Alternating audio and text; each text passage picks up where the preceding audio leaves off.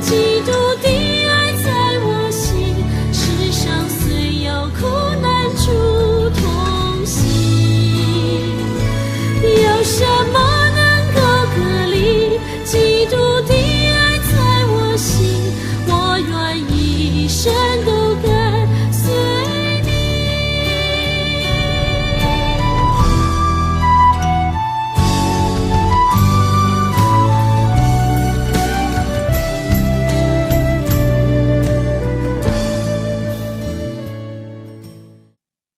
弟兄姐妹平安，我是美英。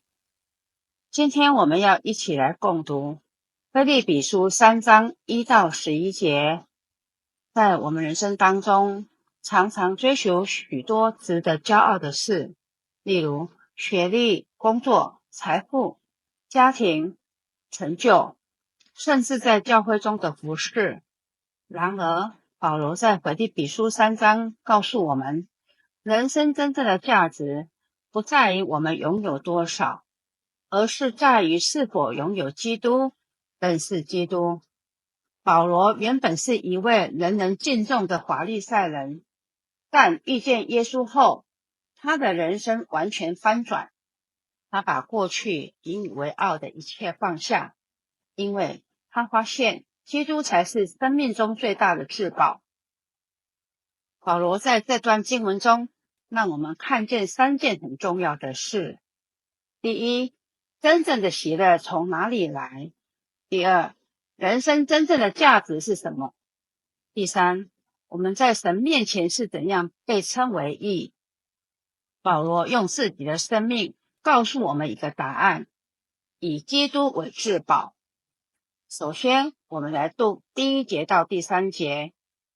第1节，弟兄姐妹们，我还有话要说，愿你们在主里有喜乐，向你们重复我从前说过的话，对我没有麻烦，对你们却有益处。你们要提防那些作恶的人，那些狐群狗党，就是那些坚持要割自己身体的人。其实接受真割礼的不是他们，是我们，因为我们借着上帝的灵来敬拜。我们所夸的是耶稣基督，不是依靠任何外表的礼仪。第1段1到3节经文的重点，在主里喜乐，不依靠外在。保罗说，愿你们在主里有喜乐。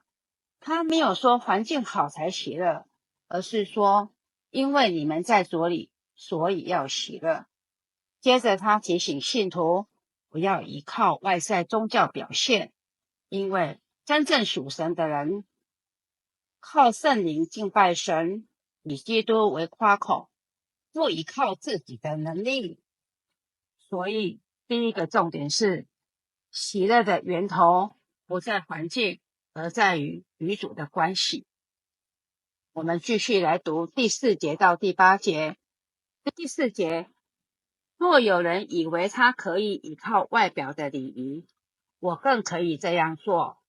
我出生第8天就受割礼，我生来就是以色列人，属于便雅悯支族，是血统纯粹的希伯来人。就遵守犹太教规这一点说，我属于法利赛派。就热心说，我曾经迫害过教会，所以如果遵守摩西律法就算是义的话，我并没有什么可指责的地方。但是我一向认为有盈利的，现在为了基督的缘故，我把那些看为亏损。不止这样，我更把万事看作亏损，因为我以认识我主耶稣基督为至宝。为了他，我损失了一切，就当垃圾，为要赢得基督。以上第2段4到8节经文的重点，放下人的成就，以基督为至宝。保罗接着分享自己的过去，如果用人的标准，他其实很成功，因为他血统纯正，守律法严谨，非常热心。但他说了一句很震撼的话：我一向认为有盈利的，现在为了基督的缘故，我把它看为亏损。甚至他说，我损失了一切，当作垃圾，为要赢得基督。弟兄姐妹们，这不是否定努力，而是价值观完全的改变。当人真正遇见基督，就会发现没有任何东西比认识耶稣更重要。接着我们来读第9节到第11节。第9节，完全跟他连结，我不再有那种因遵守法律而有的义，我现在有的义是因信基督而有的，是上帝所赐的，是以信为根据的。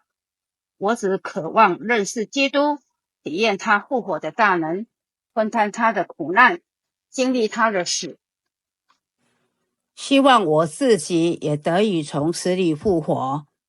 最后第3段9到11节，经文的重点，因信称义，追求认识基督。这一段是整段经文的核心，记载在经句3章9节 B。 保罗说，我不再有那种因遵守法律而有的义，我现在有的义是因信基督而有的，是上帝所赐的，是以信为根据的。保罗说，我不再靠自己的义，而是因信基督所得的义，就是神所赐的义。意思是说，我们不是因为做得多好才被神接纳，而是因为相信耶稣，神就白白赐给我们义，这就是福音。但保罗不只停在得救，他更渴望认识基督，经历他复活的大能，在苦难中与他同行。所以第3个重点是，信仰不是终点，而是更深认识基督的旅程。弟兄姐妹们，现在我们用3句话来作为今天讯息的总结。1. 喜乐的根源在于基督。2. 义的来源在信心。3. 人生的目标是认识基督。保罗的一生告诉我们一件事，世界给我们很多选择，但重要的是只有一个，耶稣基督。但愿我们也能说，耶稣是我生命的至宝。我们一起来祷告。亲爱的天父，感谢你借着腓立比书提醒我们，真正的喜乐在于与你连结，真正的价值在于认识基督，真正的义是因着信而领受的恩典。求你帮助我们放下对自己的依靠，不以世上的成就夸口，只以耶稣基督为我们生命中的至宝。愿你赐给我们一颗渴慕你的心，使我们天天更深认识你，经历你复活的大能，在各样的环境中忠心跟随你，活出荣耀你的生命。谢谢你垂听我们在这里的祷告，奉主耶稣基督的圣名，阿们。思想你的心事